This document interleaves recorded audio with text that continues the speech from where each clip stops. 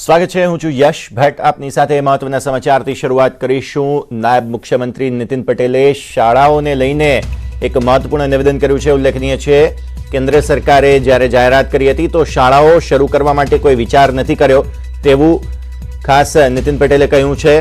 આ મહત્વપૂર્ણ એક વાત સામે આવી રહી છે। શાળાઓ ખુલવા અંગે કોઈ પણ જાહેરાત નથી કરાઈ અને આ અંગે હજુ વિચાર નથી કર્યો તેવું નીતિન પટેલે કહ્યું છે। ઉલ્લેખનીય છે કેન્દ્ર સરકારે ગાઈડલાઇન્સ સ્પષ્ટપણે જાહેર કરી હતી કે ધોરણ 9 થી 12ના વિદ્યાર્થીઓને હવે શાળાએ બોલાવવા જોઈએ, પરંતુ નીતિન પટેલે કહ્યું છે કે ધોરણ 9 થી ધોરણ 12 સુધીની માટે શાળા ખોલવાની કોઈ ગાઈડલાઇન્સની સ્પષ્ટતા આવી નથી। ઉલ્લેખનીય છે ગઈકાલે એવી ગતિવિધિઓ શરૂ થઈ હતી। 6 મહિનાથી જે શાળાઓ બંધ છે તે શાળાઓ ફરી ખોલવા માટેની વાતચીત પણ ચાલી રહી હતી, પરંતુ હજુ સુધી કોઈ સ્પષ્ટતા થઈ નથી તેવું નાયબ મુખ્યમંત્રી નીતિન પટેલે નિવેદન આપ્યું છે।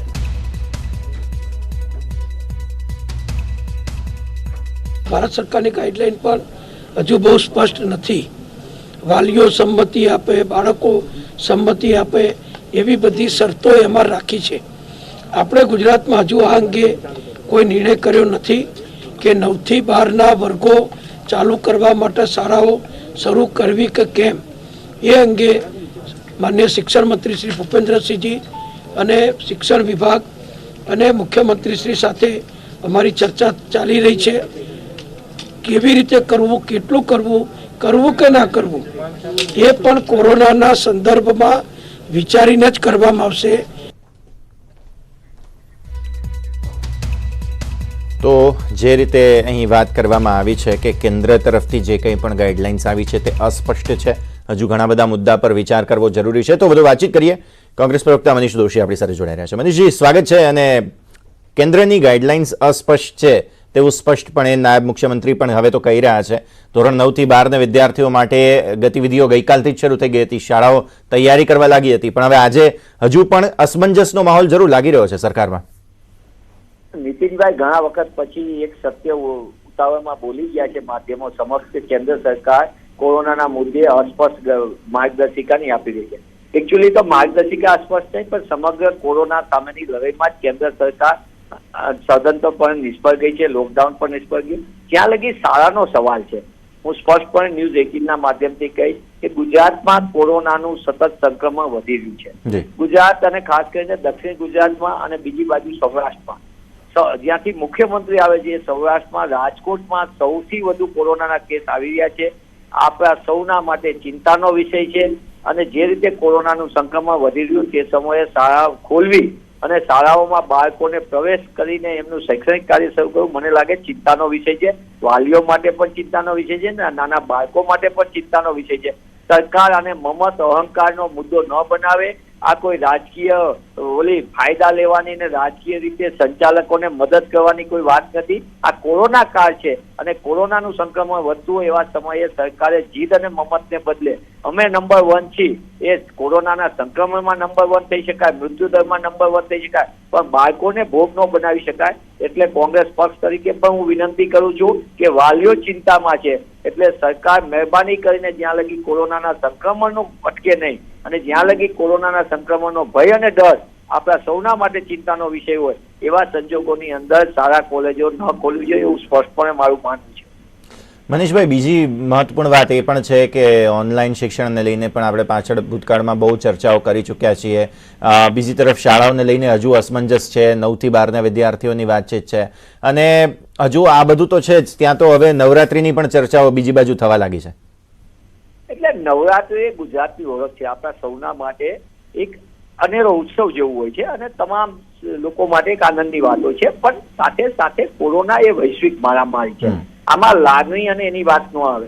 બરાબર, આપણે એવું કહી શકીએ કે રાજકીય કાર્યક્રમોમાં ભીડ એકત્ર થાય, ભાજપના પ્રદેશ અધ્યક્ષ રેલીઓને રેલાઓ કરે અને કોરોનાના સંક્રમણનો રેલો આપણને જોઈ લીધો સૌરાષ્ટ્ર અને અત્યારે ગુજરાતમાં ઠેર વધી ગયું છે, એ ચિંતાનો વિષય છે। આ સંજોગોની અંદર સરકાર પોતે સંતુલિત રીતે નિર્ણય કરે એ સમયની માંગ છે। પણ હું શાળાની જ્યાં લગી સવાલ છે, શાળા બાબતે હું નાના ભૂલકાઓને કોરોનાના સંક્રમણમાં અત્યારે ન ધકેલાય તે સમયની માંગ છે। કોરોનાનું સંક્રમણ સતત વધી રહ્યું છે, સરકાર આંકડાઓ છુપાવે છે, સરકાર વાસ્તવિક વાત છુપાવી રહી છે। પણ અત્યારે ગુજરાતના વાલીઓમાં પણ ચિંતાનો વિષય છે. ત્યારે કોંગ્રેસ પક્ષ તરીકે અને ગુજરાતના જવાબદાર નાગરિક તરીકે વિનંતી કરું છું ન્યૂઝ 18ના માધ્યમથી કે સંપૂર્ણપણે કોરોનાનું સંક્રમણ ના અટકે ત્યાં લગી આપણે શાળા બિલકુલ ત્યાં સુધી શાળાઓ ના ખોલવી જોઈએ. આ એક બહુ મહત્વપૂર્ણ વાત છે. આભાર મનીષભાઈ, આપ અમારી સાથે જોડાયા અને આ સમગ્ર મુદ્દે આપે અમારી સાથે વાતચીત કરી. તો શાળાઓને ખોલવાને લઈને અસમંજસ છે તેવું ખુદ નાયબ મુખ્યમંત્રી નીતિન પટેલે નિવેદન આપ્યું છે. આ તરફ ગુજરાતમાં નવરાત્રીના આયોજન અંગે પણ હવે મહત્વપૂર્ણ સમાચારો સામે આવી રહ્યા છે. નવરાત્રીમાં ગરબા અંગે નાયબ મુખ્યમંત્રી નીતિન પટેલે મહત્વપૂર્ણ નિવેદન આપતા કહ્યું છે કે નવરાત્રીના આયોજન અંગે હજુ પણ સરકારની વિચારણા ચાલી રહી છે. યોગ્ય સમય આવે નવરાત્રી અંગેની જાહેરાત કરવામાં આવશે.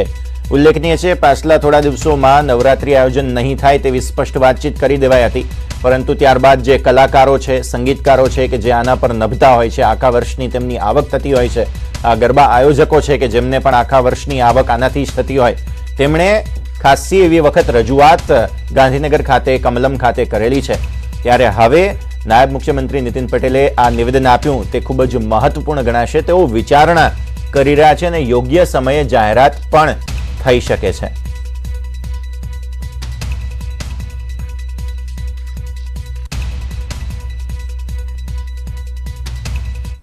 પરંતુ આ વખતે આપણે બધા જાણીએ છીએ કે કોરોનાની ગંભીર મહામારી સામે જ્યારે દેશ લડી રહ્યો હોય, ગુજરાત લડી રહ્યું હોય, સંક્રમણ અટકાવવું જરૂરી હોય, એવા સમયે નામદાર સુપ્રીમ કોર્ટ, નામદાર ગુજરાત હાઈકોર્ટ અને ભારત સરકાર દ્વારા જે ગાઈડલાઈન આપવામાં આવી છે એ ગાઈડલાઈનની મર્યાદામાં કેટલી રીતે, કેવી રીતે, કેટલા સમય માટે કેટલા લોકો ગરબા રમી શકે, ગરબા ગાઈ શકે અને નવરાત્રિ વગેરેમાં ઉત્સાહપૂર્વક ભાગ લઈ શકે એ અંગેની વિચારણા ગુજરાત સરકાર કરી રહી છે. એટલે યોગ્ય સમયે અમે એની જાહેરાત પણ કરશું. તો તમે આ જે નિવેદન સાંભળ્યું તેમાં સ્પષ્ટપણે જે અસમંજસ છે, જે મુદ્દાઓ પર અવઢવ છે તે તમે સમજી શકશો કે કેટલા લોકોને મંજૂરી આપી શકાય, શું નિયમો એટલે કે SOP રાખવી, શું નિયમો રાખીને મંજૂરી આપવી, કારણ કે સ્વાભાવિક છે આમાં પ્લસ અને માઇનસ બંને મુદ્દાઓ છે. પ્લસ એ છે કે જે કોઈ પણ કહી શકાય કે કલાકારો આના પર નભે છે તેમને તો આવક થશે અને લોકો પણ અહીંયા આનંદથી આ ઉત્સવ માણી શકશે. પણ બીજી તરફ આ માઇનસ મુદ્દો એ છે કે સમગ્ર વિશ્વમાં અને ખાસ ગુજરાતમાં જ જો આપણે ગણીએ તો હજુ પણ આ મહામારી અટકી નથી. ચારે તરફ તેનો ભરડો હજુ જોવા મળી રહ્યો છે. આવી પરિસ્થિતિમાં એક જ સ્થળે 100 કે તેથી વધુ લોકો પણ જો કદાચ ભેગા થાય છે તો આનાથી આ વાયરસનો સ્પ્રેડ જે છે તે વધારે ફેલાઈ શકે છે. આપણે સુરતમાં જ હમણાંનું ઉદાહરણ જોયું હતું, તેના કારણે થઈને પણ અસર પડી હતી. સંવાદદાતા દીપિકા કુમાર આપણી સાથે જોડાઈ રહ્યા છે.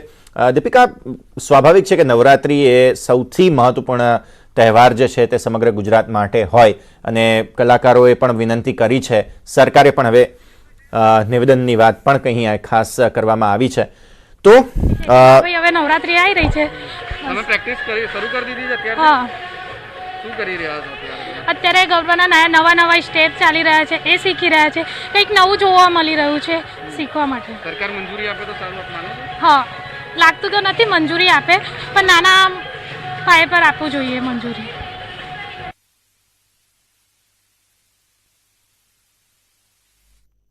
ગરબા રસિકોની શું ચાહના છે, તેઓ શું ઈચ્છી રહ્યા છે તે તમે સ્પષ્ટપણે સાંભળ્યું અને મોટી સમજો તમે કે આ સમગ્ર ગુજરાતના લોકો ઈચ્છે છે કે આવા પ્રકારે એક નાનું આયોજન કરવાની ગુજરાતના ખેલૈયાઓ માટે સારા સમાચારની સાથે ડેપ્યુટી જે CM છે તેમણે પોતાની વાત કરી હતી કે નવરાત્રી જે નિર્ણય લેવાશે તે વિચારીને લેવાશે. આ અંગે ખાસ કરીને અત્યારે મારી સાથે ગરબા આયોજકો છે અને સાથે જ ખેલૈયાઓ છે, તેમની સાથે વાત કરવાનો પ્રયત્ન કરીશું. કેટલો ઉત્સાહ જોવા મળી રહ્યો છે નવરાત્રીના નિર્ણયને લઈને? છેલ્લી ઘડીએ નિર્ણય લેવાઈ શકે છે ત્યારે એકચ્યુઅલી ખેલૈયાઓમાં તો બહુ જ ઉત્સાહ છે, પણ ખાસ કરીને અમે ગરબા સંચાલકો છીએ જે અમે વર્ષોથી ગરબા ક્લાસીસ ચલાવીએ છીએ, આપણી સંસ્કૃતિને જીવંત રાખીએ છીએ, દેશ વિદેશમાં આપણી સંસ્કૃતિને સ્પ્રેડ કરીએ છીએ.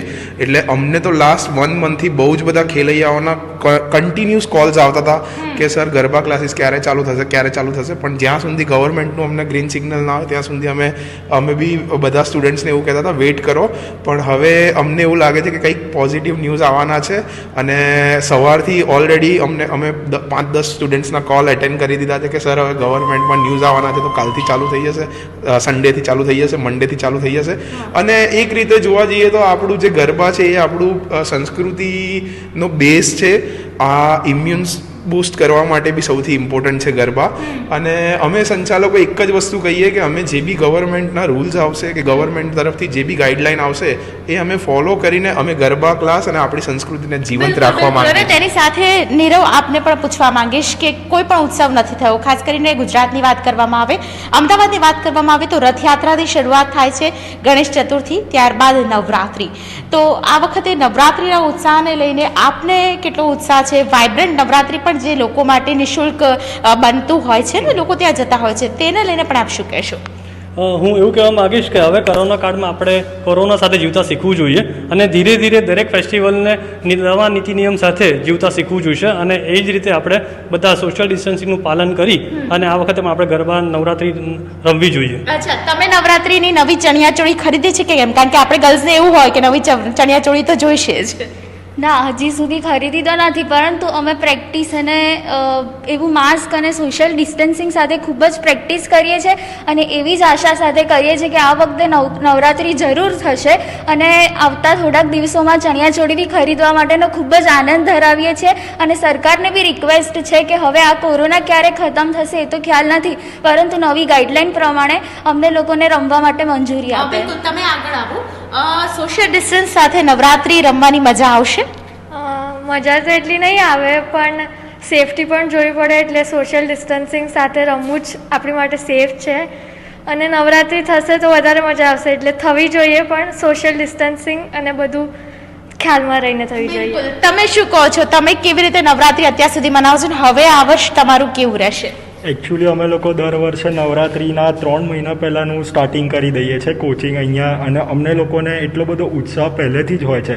પણ આ વખતે સરકારના ગાઈડલાઇન્સ મુજબ હજી કંઈ અમને મંજૂરી મળી નથી, પરંતુ અમે અહીંયા 1 મહિના પહેલાંથી અહીંયા સ્ટાર્ટ કરી દીધું છે અને અમને અહીંયા ખૂબ જ મજા આવે છે. પરંતુ અમે ગવર્મેન્ટ જોડેથી આશા એવી રાખીએ છીએ કે નવરાત્રિમાં અમને ક્યાંક બહાર નાના પાયે કે મોટા પાયે અમને કંઈક રમવા મળે. બિલકુલ બિલકુલ. તો ખેલૈયાઓ, ગરબા આયોજકો તમામ તૈયાર થઈ ચૂક્યા છે. ગમે તે ગાઈડલાઈન હવે તેઓ તમામ જે નવરાત્રિને લઈને ઉત્સાહ બતાવી રહ્યા છે ને તમામ ગાઈડલાઈનનું પાલન પર કરશે. જી બિલકુલ. તો આપણે જે રીતે વાતચીત સાંભળી, અહીં ગરબા રસિકો અને આયોજકો સૌ કોઈનો એક જ સૂર છે કે ગમે તેમ કરો, ભલે સુરક્ષા સાથે, પણ આયોજન તો થવું જ જોઈએ.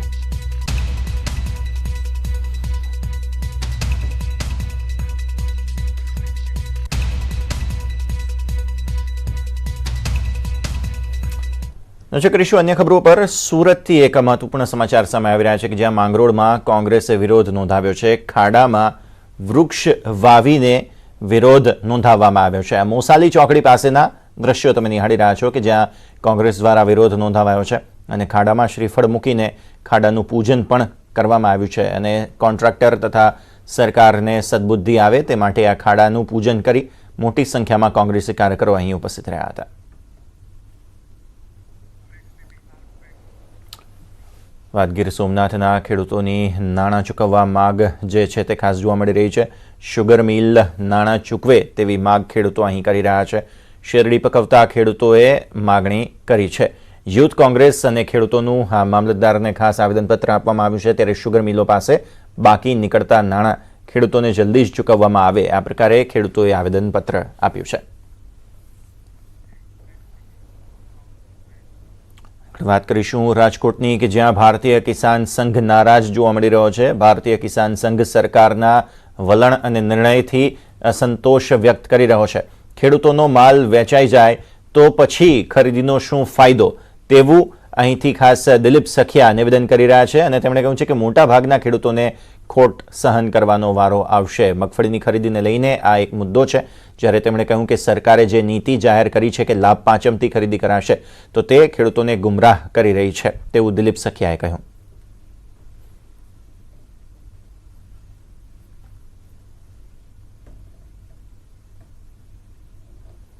જો એને ભાવ ન મળે તો આ ખેડૂતો માટે બહુ નુકસાન બાબત છે. સરકાર આ નાટક કરે છે. જો હકીકત સરકારને મદદ કરવી જ હોય તો એને તાત્કાલિક અઠવાડિયાની અંદર કેમ ન થઈ છે એવી તૈયારી કરી અને ખરીદી કરવી જોઈએ. અને આ નાટક બંધ કરી અને એનાથી વિશેષ જો એ મદદ કરવા માંગતી હોય તો આ બધાય જાતના બધી પદ્ધતિ બંધ કરી અને ડાયરેક્ટ 200, 300, 400 રૂપિયા જે પણ નક્કી કરે એ ભાવ ફરક ડાયરેક્ટ ખેડૂતના ખાતામાં ડાયરેક્ટ જો નાખી દે તો ખેડૂતોને હકીકત યોગ્ય મદદ મળશે. આ સાથે સમાચારોમાં સમય થયો છે એક વિરામનો. પંચમહાલના ગોધરાના આંબલી અને રણછોડપુરા સહિતના 4 ગામને જોડતા કોઝવેમાં ભંગાણ થયું છે અને આ કારણે સ્થાનિકો ભારે હાલાકીનો સામનો કરી રહ્યા છે. મેશરી નદી પર આવેલા આ કોઝવે પરથી ખેડૂતો અને દૂધ ઉત્પાદકોની સતત અવરજવર હોય. જોકે તેઓ અત્યારે અકસ્માતની દહેશત વચ્ચે કોઝવે પરથી પસાર થાય છે. સ્થાનિકોનું માનીએ તો મેશરી નદી પર 3 વર્ષ પહેલા 50 લાખ રૂપિયાના ખર્ચે કોઝવેનું બાંધકામ કરાયું. આ બાંધકામ નબળું હોવાથી 2 વર્ષમાં જ ગાબડા પડી રહ્યા છે. લોકો કોઝવેના સમારકામ તેમજ ઊંચાઈવાળો પુલ બનાવવાની માંગ કરી રહ્યા છે. અંબાલીના ખેડૂતોની મહત્તમ જમીન મેશરી નદીના સામે કાંઠે આવેલી છે, જેથી ખેડૂતોએ કોઝવે પરથી જ અવરજવર કરવી પડે છે. સ્થાનિકોનું માનીએ તો તૂટેલા કોઝવે પર વારંવાર અકસ્માત થતો રહે છે, પણ તંત્ર તરફથી કોઈ પગલાં નથી લેવાતા. હાલમાં પણ આ ત્રીજી વખતનો તૂટાઈ ગયો છે. નીચેથી પાઇપ નીકળી ગઈ, પાઇપમાંથી પાણી લીક થતું હોય તો સાઈડ ઉપરનું માથું ધોવાઈ ગયું એટલે ઉપરથી પુલ પર બેસી ગયો છે. આ સમસ્યા એવી છે કે આ ક્રોઝવે જે બાંધેલો છે એની ગુણવત્તા બિલકુલ હલકી ગુણવત્તાવાળું બાંધકામ થયેલું છે ને દર ચોમાસાની અંદર તૂટી જાય છે અને જ્યારે પછી રિપેર કરે ખાલી માટી કામ જ કરે છે. એટલે અમારે જવા આવવામાં બહુ તકલીફ પડે છે, પશુઓને પણ નુકસાન થાય છે. અને હવે વાત મિશન માસ્કની.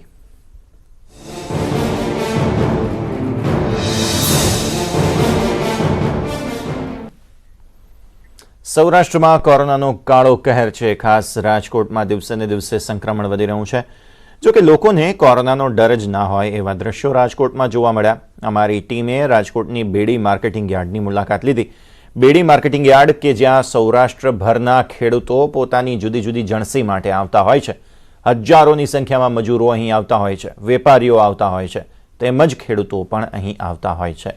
અહીં આવતા મોટાભાગના લોકો વગર માસ્કે દેખાયા.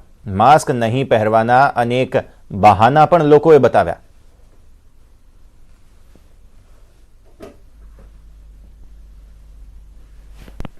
માસ્ક નથી પહેર્યું, શું કહેશો? કહેવાનું આવે આ પહેરેલું તો છે જ. ચોક્કસ, તો આપણે અન્ય લોકો સાથે પણ વાતચીત કરીશું. શું કહેશો, માસ્ક નથી પહેર્યું તમે? ના પહેર્યો છે માસ્ક છે જ, પણ નીચે વયો ગયો નથી પહેર્યું. હા, રૂમાલ છે.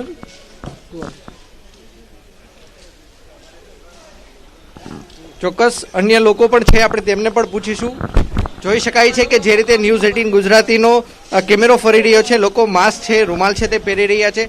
શું કહેશો, માસ્ક પહેરવામાં શું તકલીફ પડી રહી છે? મગફળીની ધૂળ મોઢામાં ઉડે ને એટલે શ્વાસ ચડે, એના માટે માસ્ક નથી પહેર્યો. નવરાત્રી પાછા પહેરી લઈએ છીએ અમે. ચોક્કસ અન્ય પણ એક ભાઈ છે, આપણે તેમને પણ પૂછીશું. શું કહેશો, કામ કરવા સમયે માસ્ક શા માટે નથી પહેરતા? શું તકલીફ શું પડે છે? મહેનત પડતી હોય અમને, પછી શ્વાસ વધારે જો હોય. માસ્ક પહેર્યા હોય એટલે અમારે એમ શ્વાસ ભરાવા માંડે, એટલે શ્વાસ નથી લઈ શકતા હરકી રીતે. આ મહેનતનું કામ રહ્યા, આમ કઈ સિમ્પલ કામ નથી કે બેહવા જેવું. એટલે તકલીફ તો કઈ નથી થતી. તો માસ્ક કેમ નથી પહેરતા? આ રૂમાલ બાંધો.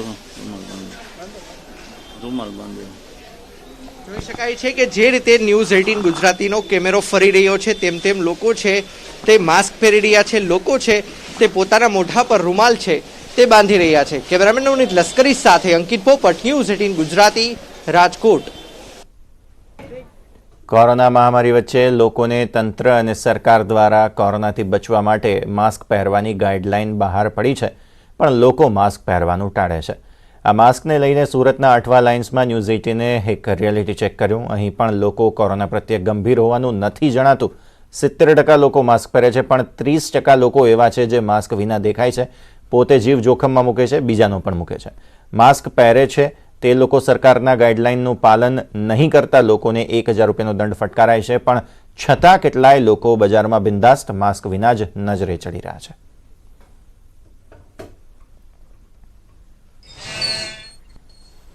કોરોનાથી બચવા માસ્ક પહેરવું અતિ આવશ્યક છે. આ જ કારણથી ફરજિયાત માસ્કના નિયમોને હાલ પોલીસ અને મનપા કડકાઈથી અમલ કરાવી રહી છે. ભાવનગરમાં અમારી ટીમે જ્યારે રિયાલિટી ચેક કર્યું તો બજારમાં અનેક વેપારીઓ વિના માસ્કે વેચાણ કરતા કેમેરામાં કેદ થયા. શહેરના શાક માર્કેટ સહિતના અનેક વિસ્તારમાં માસ્ક વિના લોકો બિંદાસ્ત ફરી રહ્યા છે. આ દ્રશ્યો જ હકીકત કહી આપે છે કે લોકો હજુ પણ કોરોનાને ગંભીરતાથી નથી લેતા. એક તરફ તંત્ર માસ્ક પહેરોનો પોકાર કરે છે, દંડ વસૂલે છે, પણ લોકોને દંડ અને કોરોના બંનેનો ડર છે જ નહીં. વાત કરીએ ભાવનગરની તો ભાવનગરના રોજના 50થી વધુ કેસો સામે આવી રહ્યા છે. ત્યારે ન્યૂઝ 18ની ટીમ દ્વારા શહેરના વિવિધ વિસ્તારોમાં જ્યાં જે માણસો છે તે વ્યક્તિઓ ભેગા થતા હોય ખરીદી કરવા માટે ત્યાં ચેક કરવામાં આવ્યું રિયાલિટી ચેક. ત્યારે સામે આવી ચોંકાવનારી બાબત ચોક્કસપણે કહી શકાય કે જે સરકારે જે આદેશ કર્યા છે કે માસ્ક નહીં પહેરનારને 1000 રૂપિયા છે તે દંડ કરવામાં આવશે. લોકો પોતે અવેરનેસ નથી રાખી રહ્યા, દંડ પોતે મંજૂર છે, પરંતુ કોરોનાનો જે કહેર છે, સરકારના જે કદમો છે તેને માનવામાં આવી નથી રહ્યા. ત્યારે તે જોવું રહ્યું કે લોકો આ અંગે ક્યારે જાગૃત થશે અને કોરોના ઉપર આપણે ક્યારે વિજય મેળવી શકશે. નીતિન ગોયલ, ન્યૂઝ 18 ગુજરાતી, ભાવનગર. તો પંચમહાલથી નિયમોના ધજાગરા ઉડાવતા દ્રશ્યો આપ તસવીરોમાં જુઓ. પંચમહાલ જિલ્લાના મુખ્ય મથક ગોધરા ખાતે આવેલ મુખ્ય બસ મથક અને ગોધરા તાલુકા પંચાયત કચેરીની મુલાકાત અમે લીધી અને રિયાલિટી ચેક કર્યું. માસ્ક વિના બિંદાસ્ત લોકો અહીં કેમેરા જોઈ અને માસ્ક સરખા કરતા નજરે પડ્યા. ગોધરા તાલુકા પંચાયત કચેરી કે જ્યાં આવેલ વિવિધ મનરેગા, ખેતીવાડી, શિક્ષણ સહિતની શાખાઓમાં કામકાજ માટે અરજદારોની અવરજવર હોય છે. આ કચેરીની શાખાઓમાં પણ માસ્ક પહેરવા માટે અમે રિયાલિટી ચેક કર્યું, જેમાં કેટલાક કર્મચારીઓ પોતે જ બહાના બતાવતા અને કેમેરા જોઈ માસ્ક પહેરતા જોવા મળ્યા.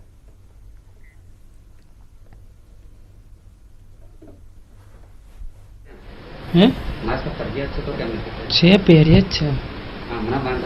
ના ના, એ તો એકલો બેઠો છું એટલે. ના, દૂર છે ને. હા, માસ્ક પહેરેલું સાહેબ. હમણાં પહેરો છો કેમેરો જે માસ્ક પહેરો છો, માસ્ક ફરજિયાત નથી. એટલે હમણાં નીકળી ગયું હતું પેલું વાતો કરતા હતા ને એટલે.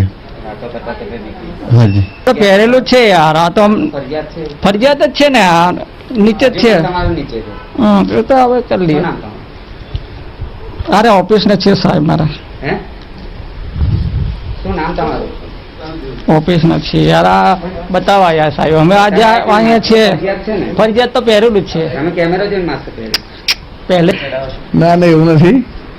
તમે પહેરતા નથી? હા, પહેરી બસ છે ને, માસ્ક પહેરેલું છે એટલે આમ આમ મૂકેલું છે.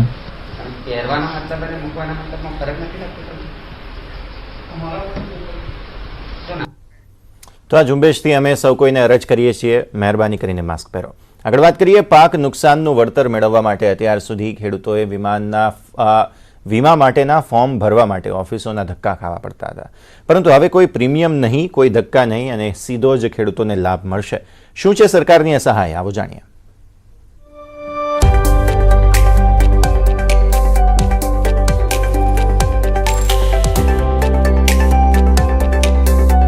ખેડૂતો માટે ઉગ્યો સોનાનો સૂરજ. સરકારે નિભાવી પોતાની ફરજ. ગુજરાતના ખેડૂતો માટે રૂપાણી સરકાર મોટી યોજનાઓની જાહેરાત કરી રહી છે. રાજ્યના 60 લાખ ખેડૂતો માટે આજે સોનાનો સૂરજ ઉગ્યો છે. ગુજરાતમાં ખરીફ પાક માટે ફ્રી વીમા યોજનાની સરકારે જાહેરાત કરી છે. રૂપાણી સરકારની આ સૌથી મોટી જાહેરાત છે. તમામ ખેડૂતોને આ યોજના હેઠળ આવરી લેવાશે. સરકારે પાક વીમા યોજનાને બદલે મુખ્યમંત્રી કિસાન સહાય યોજના શરૂ કરી. ચોમાસામાં થનારા નુકસાનથી ખેડૂતોને સૌથી મોટો લાભ મળશે. એસડીઆરએફનો લાભ પણ મળશે. 10 ઇંચથી ઓછો વરસાદ હશે તો પણ મળશે લાભ. સીએમ રૂપાણીએ કિસાન સહાય યોજનાની જાહેરાત કરતા જણાવ્યું કે આ દુષ્કાળ, અતિવૃષ્ટિ અને માવઠાથી થનારા નુકસાનમાં આ યોજનાનો લાભ મળશે. સીએમ રૂપાણીએ વધુમાં જણાવ્યું કે 4 અઠવાડિયા સુધી વરસાદ નહીં પડે તો પણ ખેડૂતોને લાભ મળશે. મુખ્યમંત્રીએ જણાવ્યું કે ખેતીમાં ખાસ કરીને ખરીફ ઋતુમાં વરસાદની અનિયમિતતા ખેડૂતોને આર્થિક નુકસાન કરનાર પરિબળ છે. આવા કુદરતી આપત્તિના પ્રસંગોએ ખેડૂતોને થતા પાક નુકસાન માટે પારદર્શક અને સરળ પદ્ધતિથી અપાશે સહાય, જેમાં રાજ્યના બધા જ ખેડૂતોનો સમાવેશ થાય અને નુકસાન થયેલ ખેડૂત રહી ન જાય તે ધ્યેય સાથે ખરીફ ઋતુમાં કુદરતી આપત્તિથી થયેલ પાક નુકસાન સામે ખેડૂતોને સરળતાથી લાભ આપવા અને તમામ પાક અને સમગ્ર રાજ્યના વિસ્તારોને આવરી લે તેવી યોજના અમલમાં મૂકવા રાજ્ય સરકારે નિર્ણય કર્યો છે. આ યોજનાનો લાભ રાજ્યના નાના મોટા સીમાંત બધા જ ખેડૂતોને આવરી લેવાયા છે. રાજ્ય સરકારે પાક વીમાની પ્રક્રિયાને સરળ કરી દેવાની દિશામાં આ પગલું લીધું છે. ત્યારે બોટાદના ખેડૂતો જણાવે છે કે સરકાર દ્વારા જે આ યોજના બહાર પાડવામાં આવી છે તે ખૂબ જ સારી છે. તેનાથી ખેડૂતોને ખૂબ જ ફાયદો થશે. ભારે વરસાદ અને અતિવૃષ્ટિમાં સરકાર સીધી જ સહાય આપશે, જેથી અમને ખૂબ જ ફાયદો થશે. ત્યારે જે આ સરકારે યોજના કાઢી હોય એ બહુ સારામાં સારી ખેડૂત જે છે અતિ વરસાદ થયો હોય ને ખેતીને બહુ નુકસાન થયું હોય તો એ માટેનું સારું કહેવાય એમ રાજ્ય સરકારનું. પાક વીમો પણ હવે નહીં ભરવાનો. હા, પાક વીમો એ ઘણો નકર પ્રીમિયમ ભરવાનું ઘણું લોસા થતા હતા અને એમાં વારા ન આવે ને પાછું આવવાનું ને ભર્યું હોય તો મળે ને એવું બધું લોસા થતા ને જો ડાયરેક્ટ ખાતામાં પડતા હોય તો એ સરકારની યોજના સારી કહેવાય એમ. રાજ્યના ખેડૂતો માટે ગુજરાતની ગતિશીલ સરકારે આ ઉમદા સહાયની જાહેરાત કરતા ખેડૂતોમાં નવી ઉર્જાનો સંચાર થયો છે અને માની રહ્યા છે સરકારનો આભાર. મુખ્યમંત્રી કિસાન સહાય યોજના જે સરકારે બહાર પડી છે એ અત્યારે જ્યારે આ ખેડૂતોને અત્યારે ખૂબ જ વરસાદ પડ્યો છે કે અતિવૃષ્ટિ કહેવાય, તો એનું અનુસંધાને જ્યારે આજે સરકારે એવો નિર્ણય લીધો છે કે અમે જ્યાં જે ખેતરોમાં જે ગામ જ્યાં પણ પાણી વધારે પડ્યું હોય છે અથવા વરસાદ વધારે પડ્યો અને ખેતીને નુકસાન થયું હોય ત્યાં ફક્ત 15 દિવસમાં આવી અને સર્વે કરી અને ખેડૂતોને ટૂંક જ સમયગાળામાં આ યોજનાનો લાભ મળશે. એના માટે થઈને આ સરકારે ખૂબ જ સારી યોજના બહાર પાડી છે. સમગ્ર રાજ્યમાં રેવન્યુ રેકોર્ડમાં નોંધાયેલા તમામ 8 અધારક ખેડૂત ખાતેદાર તથા ફોરેસ્ટ રાઇટ એક્ટ હેઠળના સનદ ધારક ખેડૂત લાભાર્થી ગણાશે. ખરીફ 2020 થી યોજના અમલમાં મુકાશે. આ યોજનાના લાભ માટે જે તે ખરીફ ઋતુમાં ખેડૂતોએ વાવતર કરેલ હોવું જોઈએ. એટલું જ નહીં, આ યોજના માટે ખેડૂતે કોઈ જ પ્રીમિયમ ભરવાનું રહેશે નહીં તેમ પણ તેમણે જણાવ્યું હતું. એસડીઆરએફના લાભો યથાવત રાખીને આ મુખ્યમંત્રી કિસાન સહાય યોજનાના લાભ અપાશે. રાજ્ય સરકાર દ્વારા અસરગ્રસ્ત ગામો, તાલુકા અને વિસ્તારની યાદી મુજબ જિલ્લા વિકાસ અધિકારી દ્વારા સર્વે ટીમ બનાવી અસરગ્રસ્ત ખેતરોના પંચનામા સહિતનો સર્વે માત્ર 15 દિવસમાં કરાવાશે. સર્વે પૂર્ણ થયા બાદ આ યોજના હેઠળ સહાય મેળવવા પાત્રતા ધરાવતા ખેડૂતોની યાદી જિલ્લા વિકાસ અધિકારીની સહીવાળા હુકમથી જાહેર કરાશે અને દૂર થઈ જશે ખેડૂતોની તમામ પરેશાની.